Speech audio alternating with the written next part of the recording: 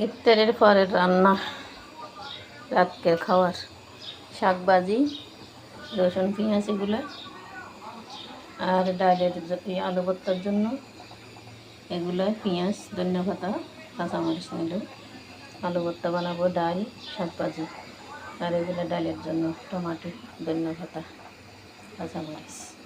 এগুলো ডালেতে তেলে দিব, আর এগুলো শাক ভাজির জন্য পেঁয়াজ। তো বন্ধুরা দেখবেন, লাইক কমেন্ট শেয়ার করবেন। গরিব বোনের রান্না আজকে ডাল আর আলু ভর্তা ইত্যাদির পরে চলবে। ছোলা বুট এখনও ফ্রিজ থেকে নামাইনি, আগে রান্নাগুলো শেষ করলে তারপরে ছোলা বুট আর পেঁয়াজও ভাজবো বিকেলে। এখনও বিকেল হয়ে গেছে। এই হলো আমার আয়োজন। ভাতও রান্না করে ফেলছি সকাল সকাল, ইত্যাদির পরে তো আর রাঁধতে মন চায় না। এই গরম গরম ভাত।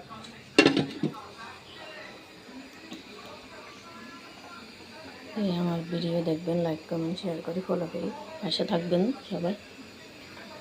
আরে না, কোন রোজা দিচ্ছে, এমনি কথা শুনেছে আমি এখন রোজা দিচ্ছে। আর বন্ধুরা দেখবেন সবাই, লাইক কমেন্ট করে ফলো দিয়ে আমার পাশে থাকবেন। ধন্যবাদ রাখলাম।